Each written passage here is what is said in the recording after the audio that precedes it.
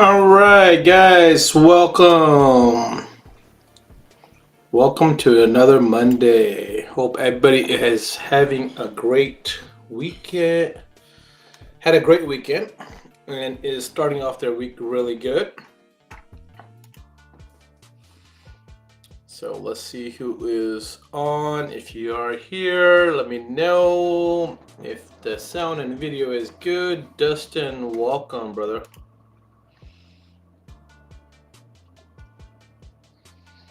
What's up with you? How's your Monday going, man?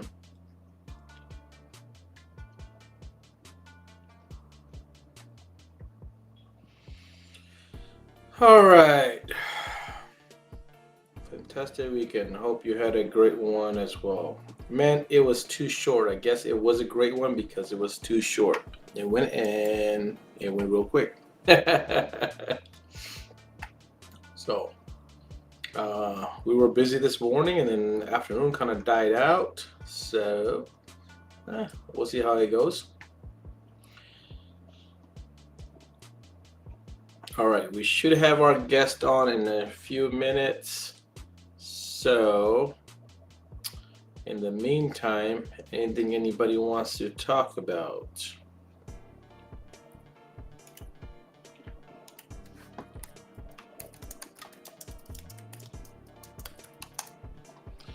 All right. Great Monday, full of new fantastic things coming. Yeah, man. Hello, Marion. How are you? I'm sorry I missed your EPD event. I had something come up that night. I'm still catching up on it. I'm all the way down to where Ray is giving his presentation, almost toward his end. Loving it every minute. People should definitely watch it. All right. So we do have our guest down ready to come on. I will get her to come on. All right, Alejandra, how are you? Hey, how are you? I'm good. I'm great. I'm trying to figure out how to put the landscape on the phone. You can flip it the other way around and see how that works. I tried that, but it just does this. No, that's not good. Yeah. Yeah, the other way is better. Well, how are you? I'm great. How about you? I've been doing good, thank you. Okay, let me do it this way. Is that better? Yeah, Yep. that's a better, Yep. better angle for us to talk. All right. All right. So, we only got a couple people here. We got Marion, we got Dustin. There's a few other people watching. They haven't said anything yet, but they're here. Thank you for joining us. Appreciate you doing this. Hopefully, you were able to promote it on your side. Did you get to do did you use the link I sent you? I did send the link. I had totally forgotten about it, but I did go on my stories and I said, "Hey, I'm about to go live, and here's the link." Okay. Yeah, Hopefully, so it wasn't the link I just sent you. It was the link I sent you last week, right? The one you just used. Yeah. Okay. All right. Cool. All right. So, if we get some questions, we'll answer those. I do have some questions that most audience are usually participating on this stuff. We do get a lot of people that watch it afterwards. Sometimes we get good live, sometimes we don't. So I've got Marion. She's saying hi to you. Hey, Marion, how are you? Marion is a very dedicated watcher. Oh, that's She's cool. also known as Mother Marion to most of the industry. So, first of all, what is your thoughts of 23 in the real estate? I mean, in the housing market, what do you think is going to happen? There's a lot of talks about this year is going to be bad economy overall. So, what are your thoughts on that? I mean, I think for the real estate market, there are still a lot of buyers right now. the just because of the interest rates, they have increased a lot. The market prices have gone down by quite a bit, but we are expecting around springtime, which is right now, and summer for more inventory to hit the market and more buyers wanting to buy. So I think that if they do continue to go down, it's a little bit more of a stabilizing in the market in real estate, because they had gone up like in a really big bubble. Like last year, it was just crazy how the prices were. I was putting in cash offers for 30,000 above price, and we were still not getting accepted because it was just crazy last year. But I just think that the market is basically just stabilizing. Okay. You think it's gonna stabilize? It's not gonna go down. It's not gonna take effect. I personally don't think it's gonna happen as bad as it did back in like 2008. So the prices will go down, and they have been going down. Starting like in October, we started to see a decrease on the prices, but I don't think it's gonna be a complete crash. Okay. Oh shoot! I totally forgot for you to introduce yourself. I thought you I'm did that before sorry. I came in. Well, no, I mean, we got the little promo. I told them is, your name and that you're a real estate, but we haven't officially had you tell about yourself a little bit and introduce yourself to the show. So let's retake this and let's start with that. Let's Thank you. a little bit about yourself, who you are, what you're doing, and where you've been, what your experience is. So whatever you'd like to share. Okay, well, I wasn't prepared for an introduction, but I don't really like to talk about myself and introduce myself. But yeah, I mean, I'm Alejandra Urrego. I am a realtor in the metropolitan area of Atlanta. I basically serve all Metro Atlanta. I don't stick to one area. But if we want to like niche me down to a like specific area, I would say Gwinnett County. It's where I'm mostly at and where I've sold the most houses. I do concentrate more on residential real estate, although I have done some commercial for some friends and family, mostly because they are the commercial properties I've sold has been for churches. Oh, So okay. that's the commercial that I have done, and I have been in real estate this year. I'm turning 10 years in real estate, Wow. and so yeah, it's been quite a journey. And I started after the crash, basically 2013. So I didn't have to experience all of that downturn. Everything was just uphill from there. So that was kind of Nice. good for me. Right. I mean, 13 12 is when things start turning around, right? Yeah. So, I remember 11 was stabilizing, and then 12 was a lot of turnaround on a lot of properties. So that's cool. That's very nice to know that. Now, Alejandra is also my personal agent. She has helped me and my brothers get some houses as well as some friends. So she was super, super helpful. Loved her as an agent. And she keeps in touch, honestly. Not a lot of realtors, and once the deal's done, they don't see you. But no, I love having you around. The family all loves you. You got to know everybody. So uh, thank you for being on the show again. Yeah, I thank you appreciate so this. much. And yeah, I mean, I try to stay in touch. Usually the ones who don't like to stay in touch are my clients. They're like, stop calling me. But yeah. No, it's cool. I may have another project for you once we get off the line. I didn't realize you did a commercial as well, but it may be something down the line. But I am planning on something for the business, so Okay. maybe we can talk about that. Yeah. Um, all right. So a lot of people that few questions I got asked to kind of ask you was one, would you just answer is the economy you think will go down, and what is the average house gone down in value in percentage wise so far, and what do you project it gonna be at? What's your experience in the last 10 years in the business? On how much percentage wise is going to go down? Yeah, well, you think how much, like, on average, what do you think housing is gonna go down? I know every market's slightly different, but you think it's gonna topple down, another 10, 20, or is it gonna go bad? Like, a lot of people are predicting it going over 25% down. Yeah, I think that mostly it would go 10%, but yet again, I mean, everything has a lot to do with a lot of variables. So don't like take my word exactly for it, because there could be a lot of variables. But I think personally that is going to be around 10%, because like I said, I don't think it's going to be a completely crash. Okay, so if somebody's got a We have, we 500,000 have seen like house, we have seen like $50,000 in median prices here in Atlanta. So we have seen a decrease of about $50,000 right now. so like for a $500,000, 50,000 down would be almost 10% of that. So you're expecting Right. another 10% to maybe go the house go down to about in the high 300s. Yeah, we're talking about the end of December, because like I said, during spring and summer it usually goes up a bit, and then Okay. during the fall and the winter it goes down again. So I think probably more towards the end of the year.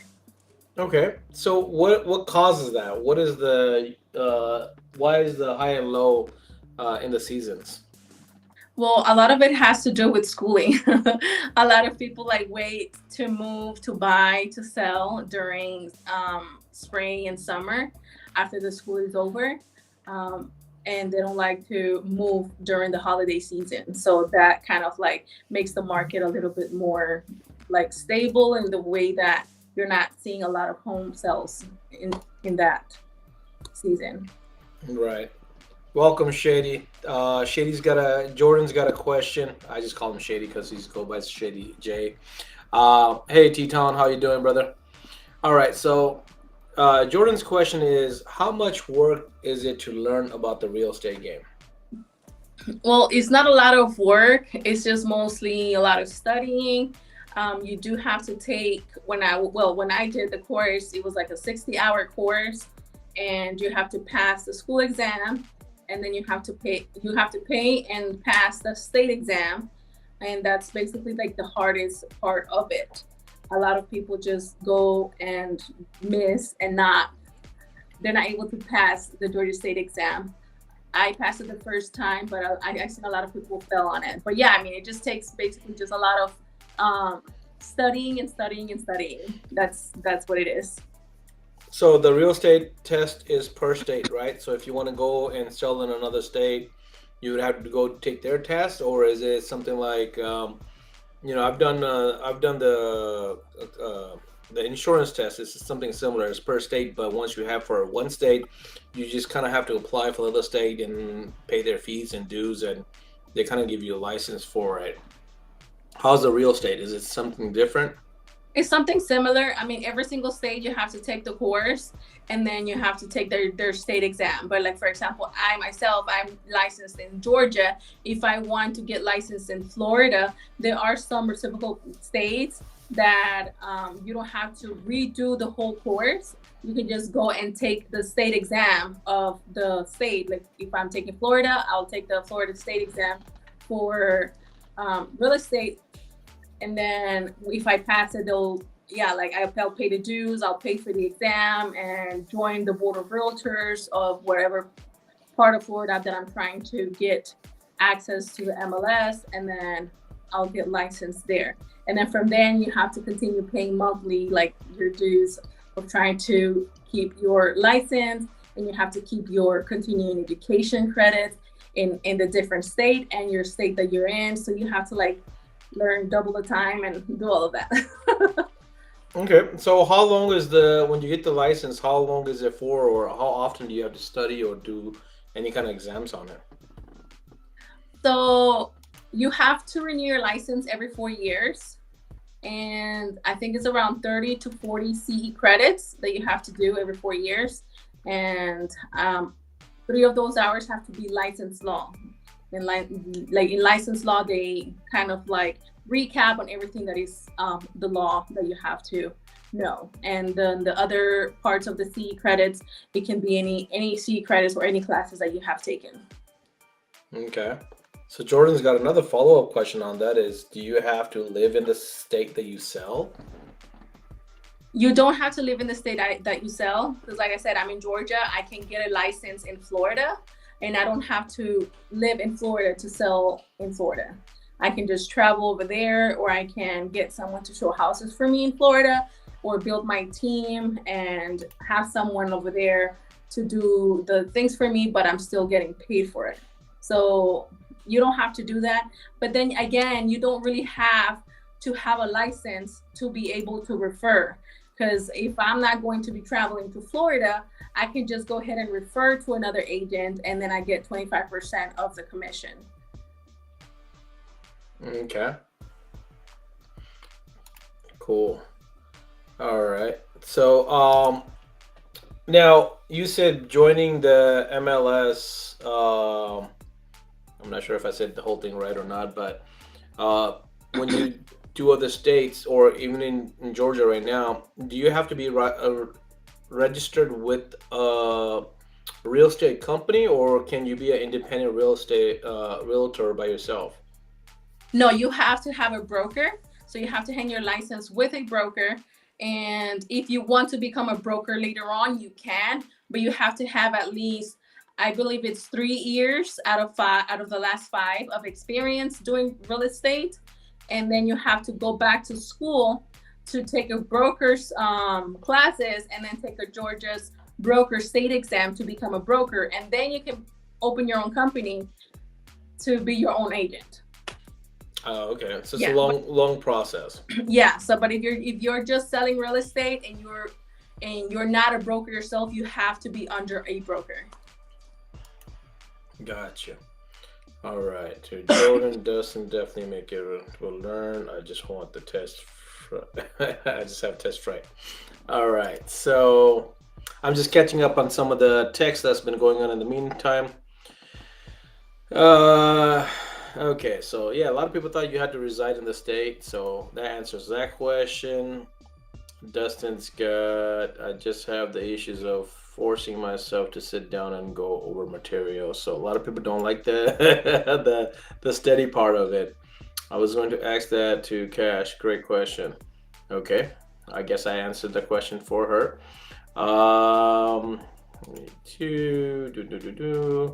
For commercial leasing, is there a possible site you prefer to look at listing?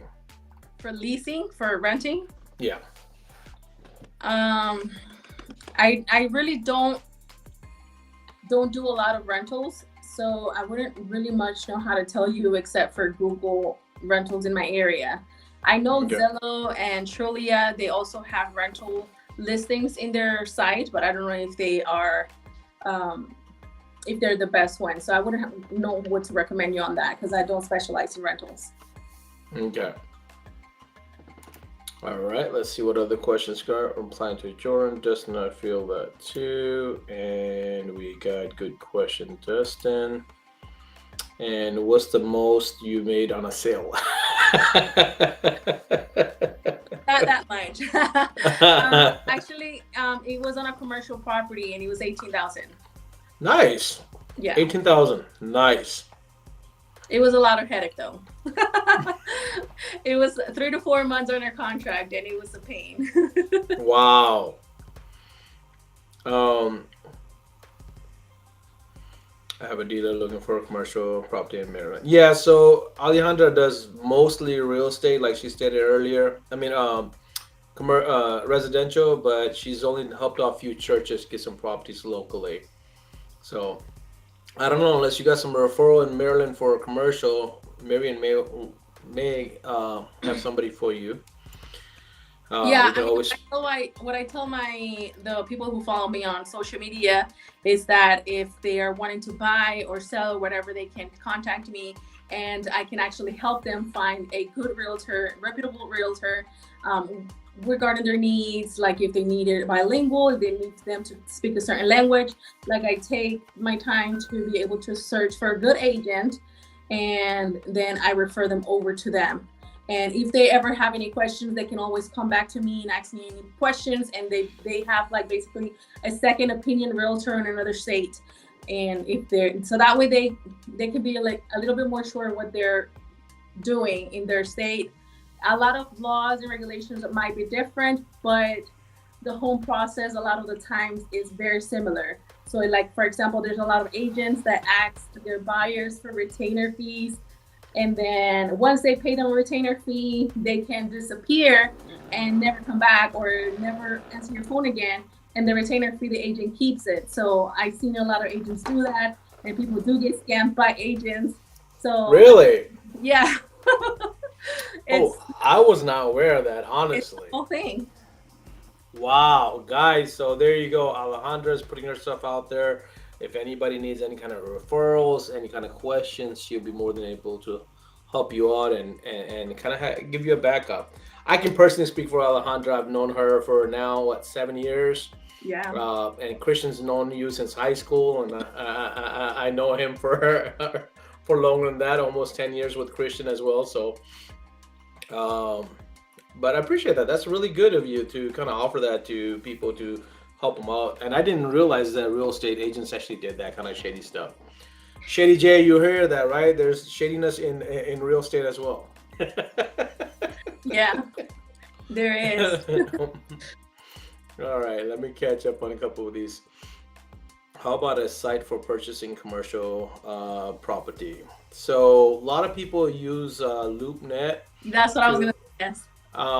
to look at commercial properties, and LoopNet kind of gives you what the property is in different states, especially if you're looking for it. But LoopNet is kind of like the wholesale sites for a lot of commercial guys to kind of look through. Yeah, I am a long time LoopNet customer, always looking at different properties at different areas to see what kind of values the properties are doing and where to kind of grow the business. but still, even if you're looking at LoopNet, I also would recommend to check with your realtor to send you some listings that might be on the MLS and they're not on LoopNet. Um, Right. like LoopNet does not have everything. That's true. right, because as an agent, to be able to post on LoopNet, you have to pay a big fee.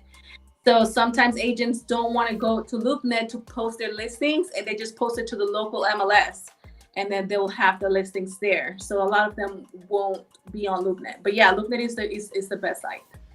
Right. Okay. What about the people that do the contract work that sells paper to sell a house? I'm not sure how to access it. Just saw it on TikTok, which is usually not great. I think it's talking about the wholesalers. Right. Yeah, So, the middleman. right, right. A lot of people are going in. They're, TikTok has lately has been like, hey, man, yeah, I call up people that are financially burned on their payment. I tell them I'll take it over. I take that over and then I flip it and I sell it around and so on. So I think that's what Shady's talking about, if I'm not mistaken. Right. I mean, you can still do that. I always recommend to talk to a realtor. I've had investors myself that I have helped them purchase a house with wholesalers. So wholesalers will still work with agents if they're legit. So if you're an investor, you're trying to buy, you can still contact your agent, and the wholesalers will pay a commission out of their fee.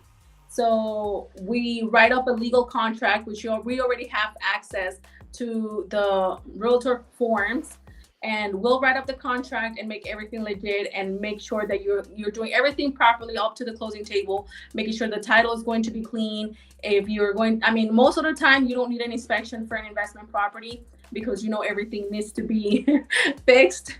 So usually we don't need an inspection, but we do need to make sure that the title is clear, that we are working with a legitimate, good attorney, and we have everything written down in paperwork. So we do that and help buyers with wholesalers. Okay, so when you say good attorney, so that kind of just raises a question. What kind of stuff do you run into with the attorneys not being good? I didn't know you had to look out for attorneys. Yeah, I mean, they're all going to be able to close. The only thing that I have not liked some attorneys are because I've had a closing with an attorney that didn't have a legitimate office. It was like a virtual office. So whenever I went back for my check, for my commission check, their office was not there. So I was like, and then mind you, it was 1 hour away from my house, and I go over there, and no, this is not an attorney's office. This is a virtual office, and you just had a closing at a virtual office. Oh, wow. And the other thing is that if you have trouble like with title issues during the contract, you don't want to have like this type of headaches. Like, for example, if you're buying a property and the seller is going through a divorce or they have a lien on the property, and the attorney never contacted you, you had already made plans with your moving company. You already made plans to move out of the property where you were at. You had a lease, it expired. You told them, I'm leaving this day. You clean the property, you put everything in your truck, you're ready to close. And I did have one closing that the attorney contacted me an hour before closing and told me, there's a lien on the property, we're not going to be able to close today. Wow, 1 hour before closing. Yeah. The buyer had a clear to close. They had sent their money. They were ready to go to their house. And the attorney was like, they had 5-6 weeks under contract. They were able to tell me, but lack of communication from attorneys is the worst. I'd like to work with attorneys that if I'm going to call you, you're going to answer the phone. That if I'm going to send you an email, you're going to reply ASAP. That if there's something wrong with the title, if there's a divorce pending, if there's something that is going to prohibit the house from selling, I need to find out about it, because I need to protect my buyers from making plans and getting out of their current house to move into their new house, and they're not going to be able to close. So that, I mean, lack of communication and having a legitimate office, all of those things are just like no for me. So whenever we're negotiating contracts, when I'm negotiating contracts with buyers, I always put my preferred attorney. And sometimes the buyers think, oh, it's not a big deal, we can close with whatever attorney. And I always try to counter back with, if we're going to counter back a price, I always try to counter back also the attorney's office, because I need to make sure that we're going to be closing with an attorney, that we're not going to have headaches down the line. Right. Cool. That's a good thing to know, guys, if you guys are buying a house. Now, Jordan had another question. So how does wholesale factor into realty for you? I guess. I'm not quite sure. I guess he just wants to know, how does wholesale kind of work? Okay, so wholesale, basically they go get the house under contract. So once the house is under contract, they can turn around and resell it to someone else, to a new buyer. And they never actually acquire title under their name. They just have the title they just have their name on a contract. So they have contract number 1, and then they will have contract number 2 with a new buyer. And when they go to closing, they put the contracts together, and it goes from the seller down to the buyer. And then go ahead. Sorry. Yeah. And then where I come in, for example, if I have the buyer on the end of the line, they will be buying the house, and there is basically a commission here that goes towards paying my fee. But I'm the one, like if I'm working with the buyer at the end, I'm making sure that he's protected and he's doing everything that he needs to do, and he's not getting scammed, that he's getting clear title, that everything's running smoothly on his end, to be able to acquire title on the house that he's buying. Okay. So on the wholesale, do they really make good money with wholesaling real estate properties like that, houses? They do make money. I don't think it's a lot of money. I've seen 5,000 to 10,000. Okay. But you do have to account the time and work that they have to go through to be able to find these houses. Right. So it's not like really flipping houses where a lot of people are buying houses that are in distress, fixing them, and then turning them around and making decent money. Right. But this year you had to pretty much do a lot of research, get lucky pretty well, and then still not make a lot. Yes, and a lot of times they have to pay a lot for advertising. Either they're sending out letters, they're doing billboards, or they're doing yard signs, or like they're doing some type of advertisement, and that's money that they have to put into it, or they have to make a lot of calls, or they have to go door knock. Like there's a lot of time and money spent into this to be able to get some clients. So don't get your advice from TikTok only, guys. Research a little bit, search and be prepared. Now, I'm assuming even on the wholesalers, they have to sit with that money or that house. So they're sitting out of their money for a little bit, sometime maybe 3 months, 6 months or longer, right? I'm sorry, say that again? So if you're a wholesaler and you're buying these houses and you're reselling them, I'm pretty sure it's not an overnight type of deal. It's probably months and months of um, waiting for the right client or making sure that you don't lose a deal. So sometimes a wholesaler does get stuck with the house for a long time, or is it typically 30, 90 days turnaround? It should be a 30 to 90-day turnaround, because usually sellers, if they are not, if they're under contract with a buyer, they want to close fast.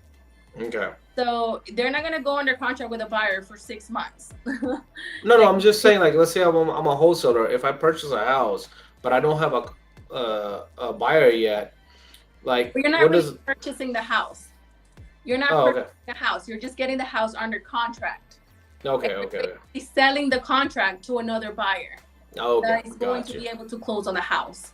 Awesome, So cool. you have to find that buyer pretty quickly before you lose that contract or that seller walks away.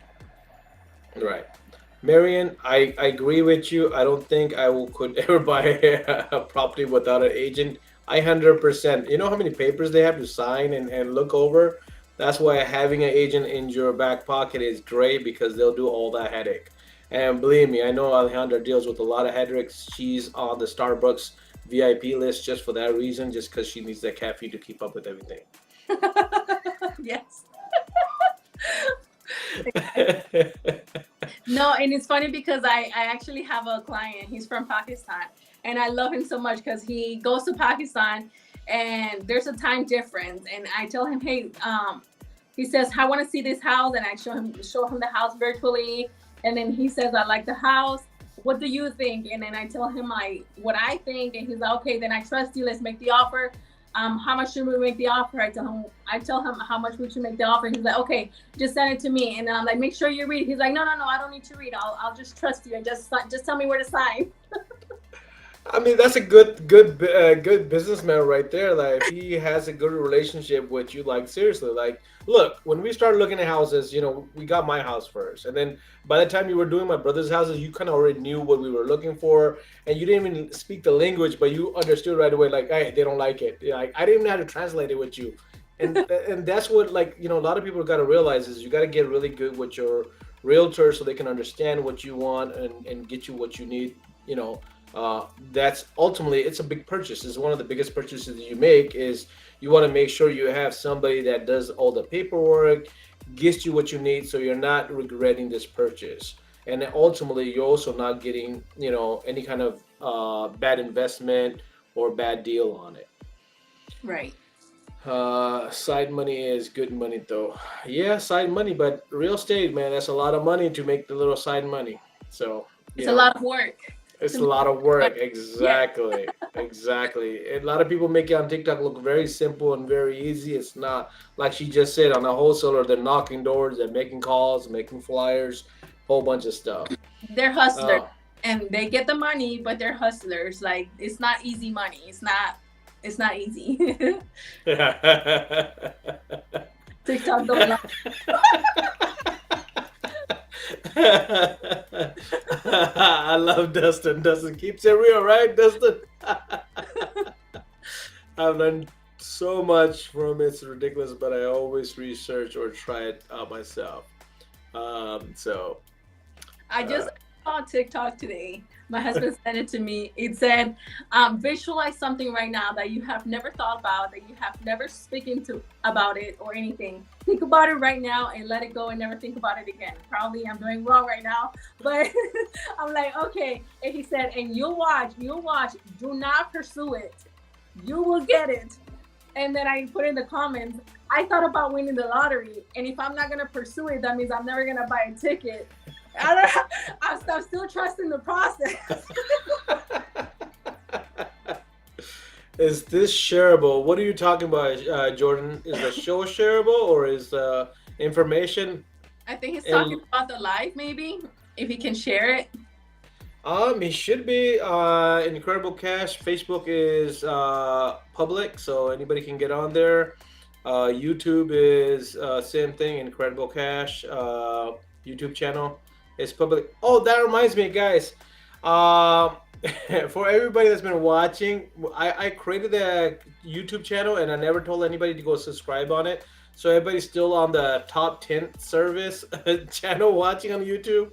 If you guys would do me a huge favor, please go on InCREDITable KASH on YouTube and subscribe so we can get some subscribers on there and we can build up that channel. I didn't realize that until Marco actually asked me for my channel last week. I'm like, oh dang, I don't have any subscribers on there because everybody's on the top 10 side. But if you guys can, please, appreciate that. Trip Turner, Mr. Winner. I saw you win on EPD as well, Trip. Congratulations, brother. Thank you again for that kick. I made a video, I just haven't had a chance to post it. So Trip Turner right here, there's a charity event called Tenor for a Cause, and they had an auction that was going on for November, and we didn't even sell half the tickets just because it's slower time for tenting is, a seasonal thing. So a lot of the winter time, a lot of things was slow, so a lot of people didn't buy these tickets. I kind of got a little bit disheartened, and I was like, you know what? Whatever tickets left, I'll buy it. And Trip comes in, and he's like, hey, man, I'll split that with you. And I'm like, if I win, I'm going to give you a cake. He won, and he threw me a cake because there was supposed to be 2 items, and he gave me 1. I appreciate that, Trip. This community is really generous and really nice and helpful. So I just want to put that out there, Trip. Thank you again. All right. So, yeah, the live. I can't find the share button. Oh, man. He said he found it. Oh, you found it? Okay. Right after it. My bad, y'all. No problem. Thank you, Marion. I know you will. All right. It's while people win in the tent world. Hey, man, it was awesome, man. I think it was the way it was posted, Cash. Really? I'm not sure. I thought it was posted in the public group. But, okay. All right, so... Yo, thank you. I just had a bug fly by.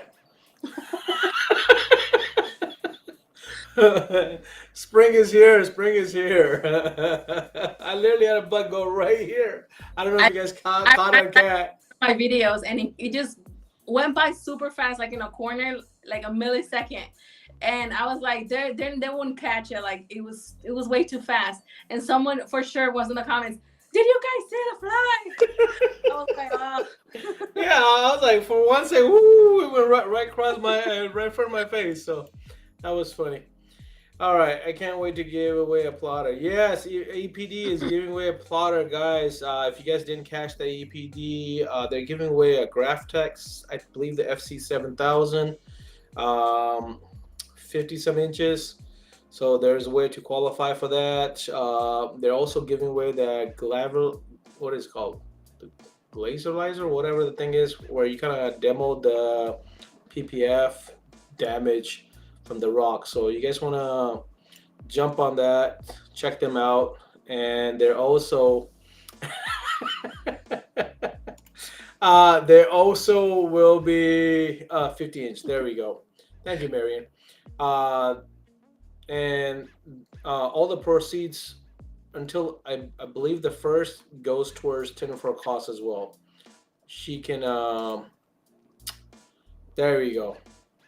The Gravelator, whatever. I'm pretty sure. Okay. Gravelator.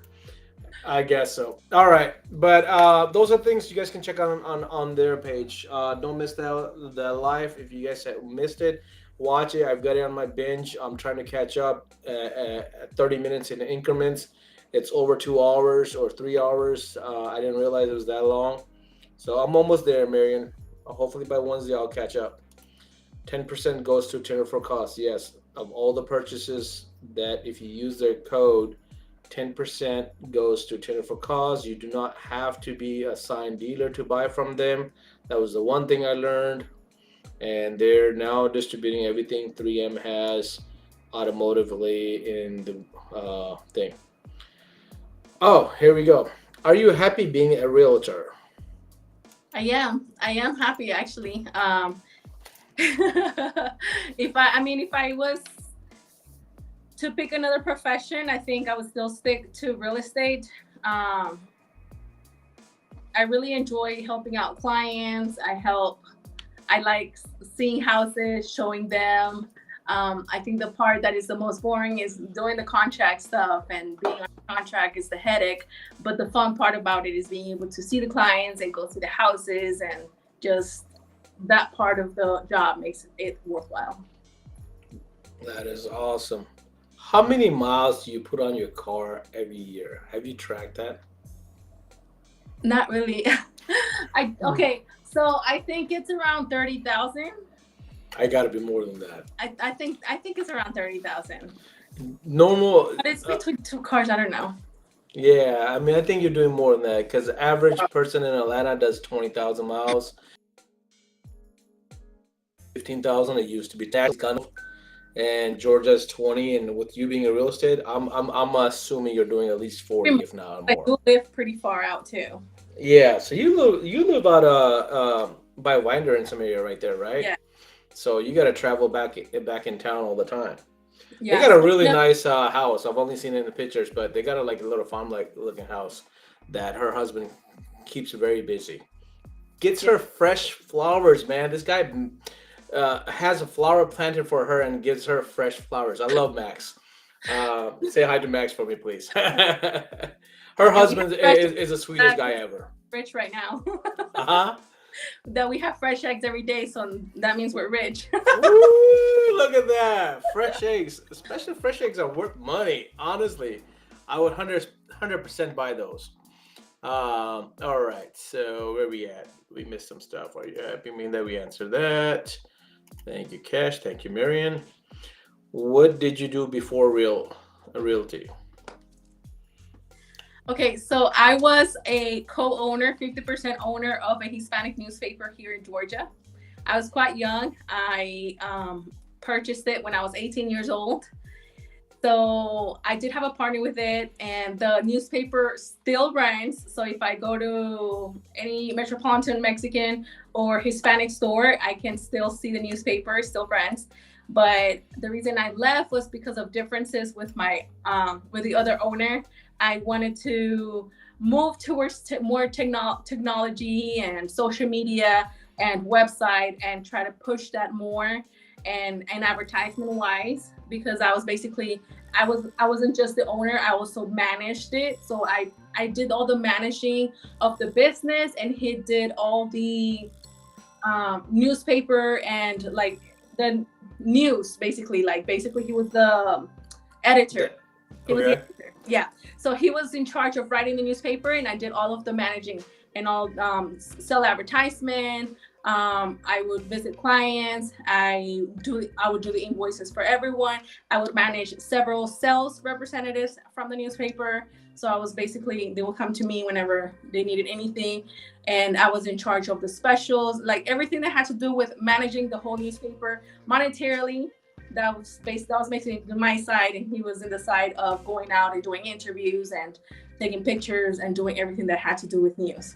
But he just was kind of a little bit more old style. I was 18 years old, so I was young, and I wanted to push it forward. It was between 18 to 21 years old, and I worked with the newspaper until I was 23.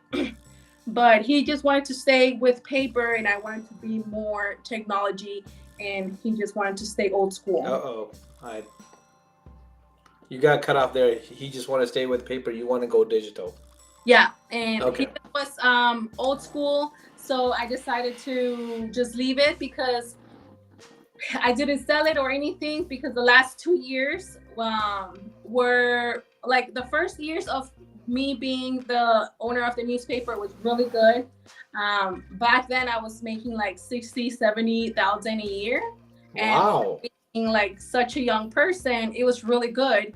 But then the last 2 years, I was losing money, because technology was advancing so fast, and he wanted to stay there. And I was like, I can't do this anymore, because right now I'm not even getting paid commission. I've been selling a lot and everything, but the whole business was just keeping afloat, but it wasn't making money enough to pay us, the owners.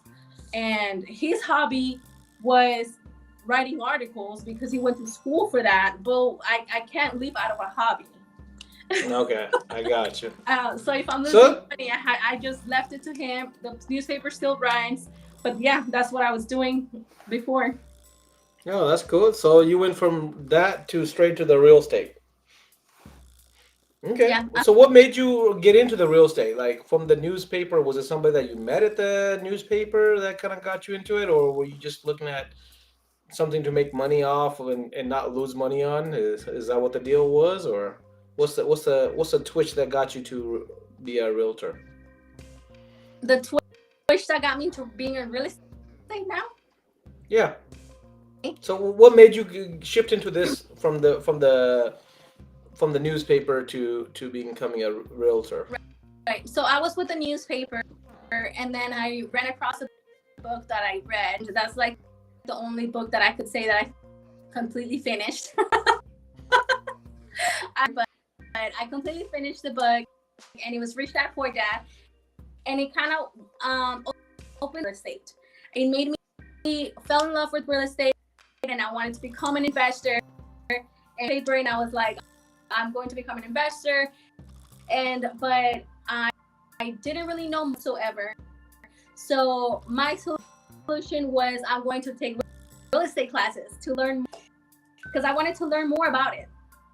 So I went with the mentality real estate investor to the real estate classes to learn more about real estate, sort the most information that I could. I never thought about turning myself into a seller in real estate. But right after I finished the school and I passed the Georgia exam, and I was like, well, might as well just get the real estate license, because anyway, so well in my newspaper right now. So I'm just gonna go ahead and get the ad out on the newspaper that I'm a realtor. And that's under, so I put an ad out, and that's when I started to get my first clients with the ad in that I had. And from then I just started to love helping people buying and selling their house. So what was the book again? Rich Dad Poor Dad by Robert Kiyosaki. Okay. Rich Dad Poor Dad, guys. Check out that book. All right. So you need to track that. The tax guy will get you on your mileage. So Tim, he follows the tax guy. He's got really good advice, and he kind of puts it down. And he was one of those guys that was having a hard time finding somebody good to do the things, and started learning himself, and then turned into a tax guy himself. But a really nice guy to follow. Dustin averages 60,000 miles a year in the last few years. Damn, Dustin, you may really live far away from where you work, man. Or you must be doing a lot of those housing tent, man, if you're doing that kind of mileage. If you use QuickBook, it will track it for you after you turn it on the app. Okay, that's a good little tip. Is Max tracking that, or are you tracking that? Max, and he's doing his own thing now. Oh, Max is not doing. Okay, you're on your own now. Yes. Okay. Well, that's congratulations to you guys. You guys are growing. I know where you can get new tires. Thank you, Marion. What a man. Okay. What's up, Rick Tallman? He commented that when you were talking about the flowers that he brought me. Okay. I told you, Max is the man, man. I love Max. Max is so sweet. All right, we got Hello Rick. We got the background music has I got 5 on it. All right.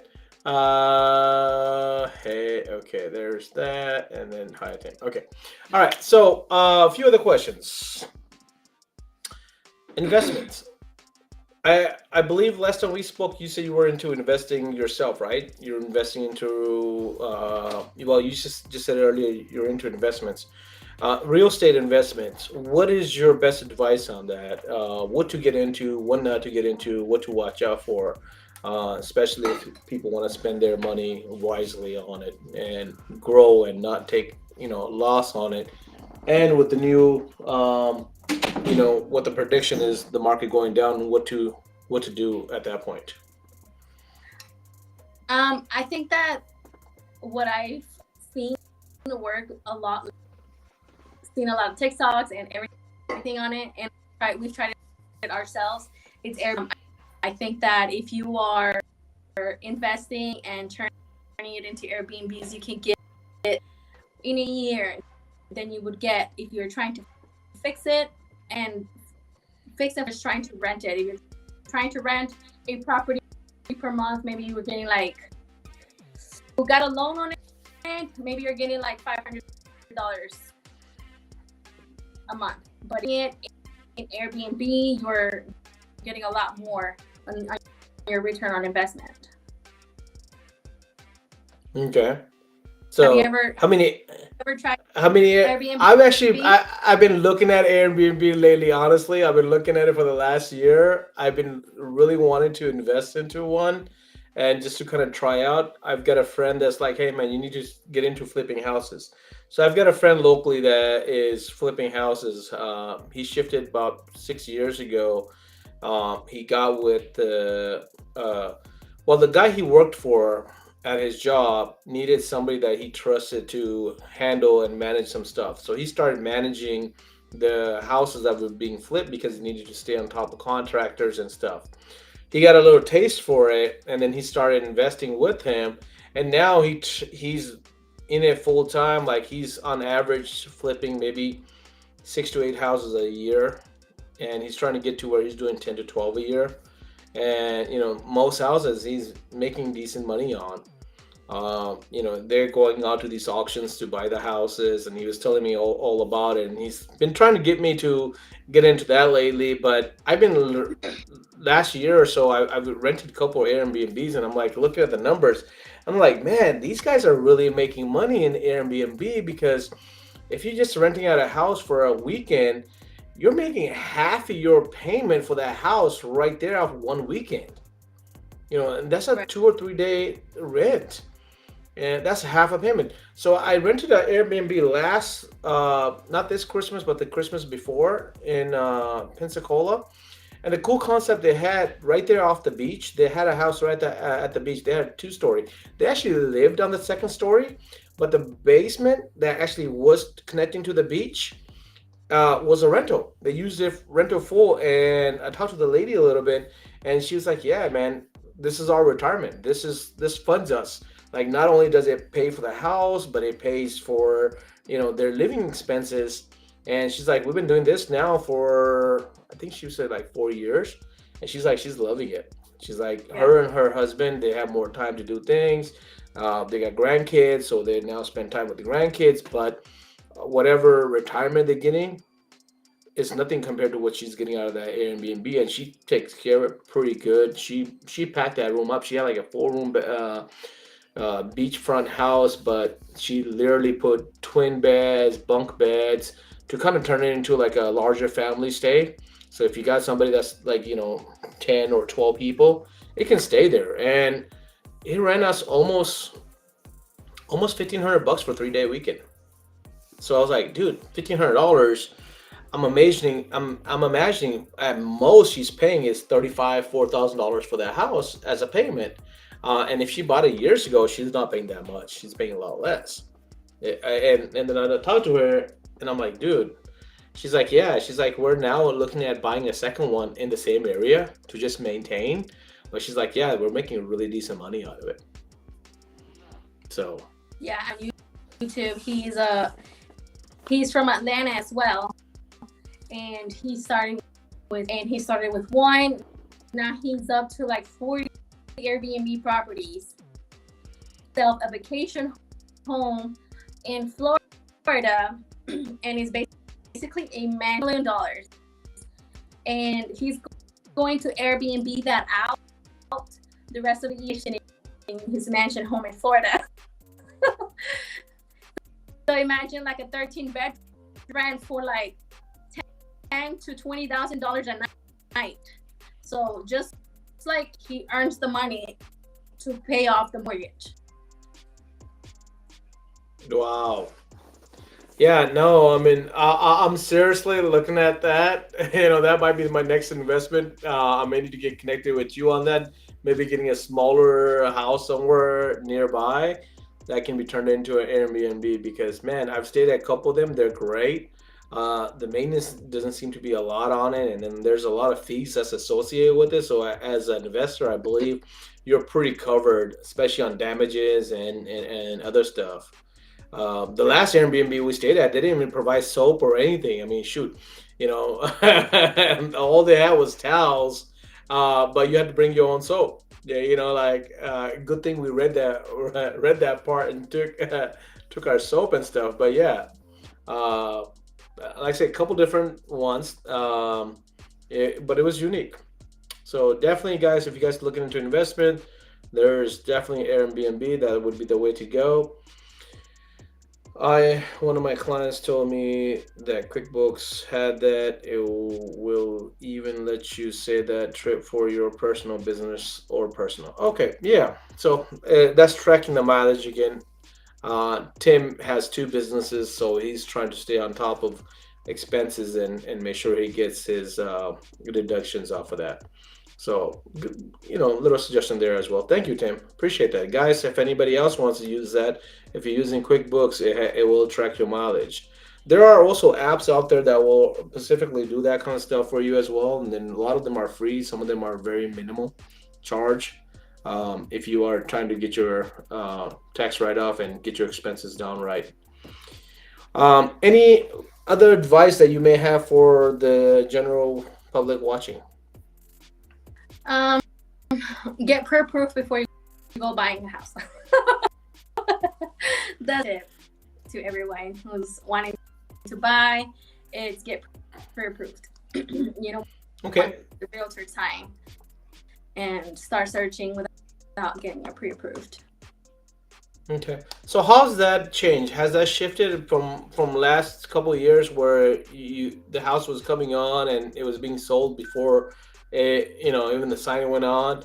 I've seen that a lot, and then now I'm seeing more and more houses popping up for sale. A lot of them are popping up for sale by owners, so that's due to the market changing. Now, I saw a question on there, and I don't think we addressed it. What is the best time to buy or sell? I think Dustin had that question. Um, I might have skipped it, but she said that earlier, guys, that to sell the house is gonna best time is gonna be around summer because a lot of people are trying to shift due to schools, and then to buy a house probably would be around December and stuff, since a lot of Yeah. people are not trying to, move and stuff. So there's inventory on the markets, probably, I'm guessing, from the summer that's being left over. And then in December and stuff, you can probably get a good deal on it since people want to get rid of the property, especially if it sits on the market for more than, what, 60 days? Yeah, but I mean, honestly, I say yes, spring, summertime, because there are a lot more buyers wanting to make that change. I would just say whenever the time is right for you, because if your lease is about to expire, go ahead and make the move. There are the property prices do go down more in winter time, but there is a lot.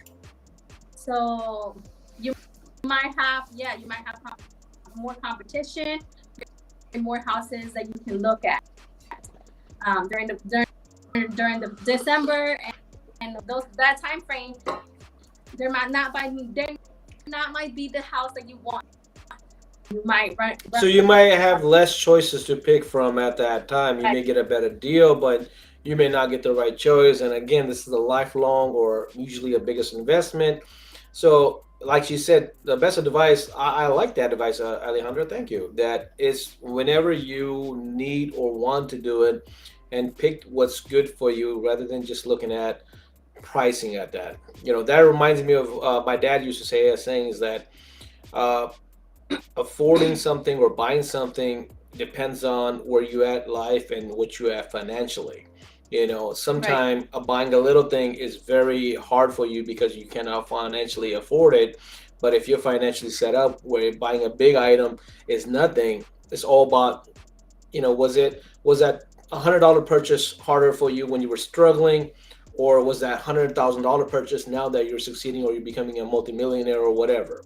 You know, a lot of people look at that as well. Hey, somebody bought a yacht, man, this guy spent this much money on it. We discussed something similar about it. These guys that buy these burgers for $10,000, $20,000. Well, if they're making millions and millions of dollars, their $10,000 burger is less than you buying McDonald's meal because it's how much more portion is that of their income. So, you know, different mentality you got to look at. But I like that buy a house when you want or need When you it, need it. then just looking Instead for the letting the price. right. And then sometimes you miss out, and you never can. We can only project things. We cannot foresee the future. So a lot of people that's been holding off. Like for myself, honestly, I should have invested last year, and I didn't. I held off because I thought the market was going to go down. Market was going to go down. Market was going to go down. It kept on going up. Now it's starting to go down, and now I've dispersed some of my funds, and it's kind of like I got to rethink about how to do that. I should have done it when I had the chance, and I would have ultimately made, and that's what I said. Airbnb is what I've been looking at since last year, just because of that. I'm like, okay, hey, there's something definitely I need to do investment in. As there's another example. She was telling Max that she's wanting to buy a house, and 7 years told her don't buy yet. 7 years ago. That we're talking about in 17. Yeah, 17, the same year I bought my house. My Okay, house doubled. My 16. value is double right now. Yeah. So someone told her don't buy house. Interest rates may be really low, but there's going to be a crash next. She's been waiting 7 years, and she still doesn't have her house, and interest you know, we rates we got that. we got forced into buying my house, right? You know that we had a deal in our house that we were renting from. We were supposed to buy it, and then they backed out. They said they don't want to sell it, so we got forced into it. And in 17, I was in the same predicament. I didn't want to buy it because I was like, okay, hey, the market's gonna crash soon because it does it every 10, 12 years, and the market was starting to go up and up and up. And when we bought my house, I was like, damn, man, this house went for half a price like some years ago. Like a market in the same area because we did our research. But then You're it was living in the something past. that we had to do. And now we're like so thankful that we did it because now all three of the brothers bought the houses. We're nearby each other, and almost everybody's values almost, if not double, almost there. So you Yeah. never know. Like you said, the best time to do it is if you can invest or if you can make the purchase, make it now. Don't regret it Yeah. for tomorrow because you don't know. Right. Every market. One thing I will say in real estate is that if it does go down, it always does come back up. It takes Yes. time sometimes, so you never go wrong with real estate. That is one thing. And as a business owners, guys, try to buy your place instead of renting it. If you got to rent for a little bit, rent it for a little bit, but ultimately buy your building. Right. I mean, if we're looking at private home prices right now surpass 2007. A home should be like the stock market. They are going to be going up, and it's going to be going down and going up. And overall, if we're looking at 30 years, it eventually is going to be a line going. Right. Ultimately, So, everything's gonna go up, especially with inflation and everything. Things are not gonna be the same. It never will be. We've lost the dollar value meal, so guys, if that's gone, everything else is gone. no, and I Marion feel has a that for a question. lot of 2008, they're like, I don't want to continue paying my house because what I bought it for. It's worth like $20,000, and I bought it for $150. They gave up their houses, and they went to foreclosure. They went to rent for the rest of the time, and they're like, no, the property the property prices are going to go down. They're going to, they continue renting, and whenever the property prices went all the way back up, being worth a lot more than they were in 2007, if they wouldn't given up on all this money renting. Well, we had a similar situation when I left California. We actually had two purchases, and we let go one. We tried to hold on to the other one, but it just our situation was a little bit different because our house actually got broken into twice, and they tore it up, and we ended up rebuilding it twice. And at that point, we kind of were just frustrated because we were like, "Hey, just let it go," and we did that. Um, but yeah, real estate. One thing I have realized is that same house, if I had kept it, now that thing is more than, it's not double, it's tripled what that was in Sacramento, California, right? I, I think the house was in question. It was 255 at that time, and right now the house we bought that in 2007, 2006, 2007. It was 250, 255, and now it's close to $1 million. Well, And I we, mean, we like, yeah we invested money into it, but shoot, nowhere near $1 million. right. But we I ultimately mean, let it go, and we lost on that. that's crazy. Max and I almost Just bought a life learned lessons. 3 or 4 years ago. We found a house with 20 acres, so it was just perfect, and we wanted something bigger than what we have now, and we wanted to build more Airbnbs in the land, like tree houses and stuff like that. Like, we had a vision, house under contract, and at the end we were like, we got scared because it was, back then it was just like, it's too expensive. I think it was like 450. We're like, no, it's like the monthly payment, blah blah blah, like whatever. We backed out, and today every time we leave house, our hearts get broken because that house right now is like 800. Exactly. And Like I said, I was forced in 2017 to buy this house and the other houses, and we're like, damn, we're paying higher price. But I'm so glad we did. We got forced into it because now, I mean, my house literally is almost double. It's not double anymore, but it's almost double. It went to a point where it was a little bit over double, for just a little bit. But it's come down. That's why I say, asking about how much more you think it's gonna come down. So if it's only gonna come down about 50, if your house is 500, that's not that bad. right. So still invest if you guys can. Miriam does have a question. Do a large percent of sales fall through because the house won't appraise for asking price? Hold on a second. Fall through because of, no, not really. A lot of the houses appraise at value.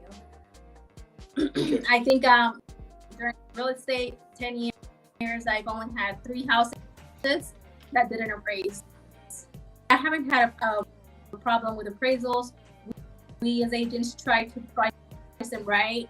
We're trying to make offers that we know are going to appraise. So I personally haven't seen that much of a problem. I think that's also with having the right agent doing their homework and knowing what the value is to advise the seller and the buyer properly makes a big difference. Plus, with the now new days technology, with everything Zillow and everybody else, the housing market is with appraisals right on point with it because they have more data to kind of let you know where you're supposed to be at compared to what it was maybe in 2006, 7, and 8 is where a lot of people were just coming up with, hey man, I want to buy your house and I'll give you 15, 20,000, 25,000 over it. I know in California that was a big factor because we had a lot of guys that were coming from the Bay Area down to the Valley, and then they were just buying houses because in the Bay Area, in California, my personal experience was that you have a 2-bedroom house and it's worth $1 million. While you can go buy a 5-bedroom house that was 4 times the size and it was only like $200,000. So they would sell the $1 million house, come down and pay 250 for it because they wanted to outbid everybody and just buy it like this, and they will still have money on it. And that's what flooded a lot of that over there. Same thing in Georgia. You've had a lot of people from New York, Chicago, and stuff come down here years ago that we're spending so much money on a small little apartment and stuff. Here now they can afford a large ass house for the same payment. And that's what a lot of people were doing. I know when I was talking to a lot of customers in 2011, 2012, a lot of customers were coming from the north, and they like the weather better here as well because they're not dealing with that much snow. So, there's a lot of that factor. Right now, houses are being built. Forget houses. What's up with the townhouses? Now, there's so many community with these townhouses, with these apartment-looking houses that's being built up. What's up with that growth? What do you see with that? Is that what the new generation is going to? They don't want no backyard, front yard. They just want to have like an apartment type of house and go in and be with it. That's it. What is with that trend? A lot more population that Atlanta can handle right now, so they're trying to join together. There's a lot of people moving from California and New York because of the same thing that you're mentioning. They sell their houses that are worth a lot more money, and they come over here. They still have money left over, so half of my family moved to Texas, Dallas, Austin, all that, because they moved from California with expensive house, sold that, got a big old, like big crazy houses, and they still have a good money left over. That literally, that's a lot of them did that. I mean, I'm talking about like maybe 8 or 10 people I know within the last 10 years, if maybe more. That's just like first cousins and stuff. A lot of my family moved to around Dallas and stuff just because they could afford, and they were still around a good community, larger city, but just on the outskirts, just like right here out in Winder. Like Winder is now becoming busy. I mean, I went by Winder the other day. Shoot, like there was been no traffic. 316 is getting crazy. It's like damn. More houses are starting to build up. More communities are being built up. Where all you had was the farmhouses, like you talked about. Right. But yeah, guys, invest at the end of the day. Invest now. So Marian, not a lot of houses fall through because of appraisals. Most of them fall through, like she said, is due diligence, liens, and other stuff that's probably unforeseen up front, when in a lot of ways because separations and stuff, I'm guessing. And that's why also I like last year when during the summer I had a client and that we had to overbid in so many houses. There was one particular house. It was listed, I think, and I went and did my comparables, and I told my buyer, look, if we're like, we had to remove contingencies as much as possible. We had and us to remove the appraisal contingency, which is a really scary thing to do, because if we remove the appraisal contingency and the house does not appraise, my buyer either loses their, they have to come up with the extra money to come to closing. I believe it's $30,000 above price, and we remove the appraisal contingency. We're going to appraise. Wow. And when I back 5,000 above of what I had told her, and we were able to. So wow. That means that the listing agent, whenever it at a lower price, so people were obviously they were overbidding, but they were to be able to get the contract, and I was happy that my buyer was the one who got it.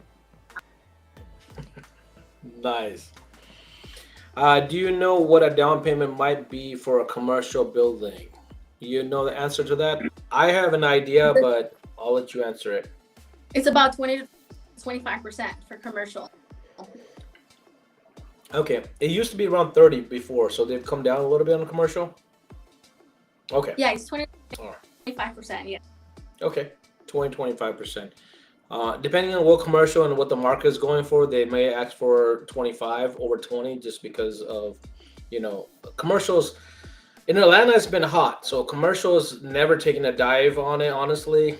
And commercial keeps on rising, and depending on which market you're in. So, like, if you want to be in Gwinnett, they will stick you. If you want to be in Conyers and stuff, you get a better deal. If you buy the airport, you get a better deal because the market is not that great.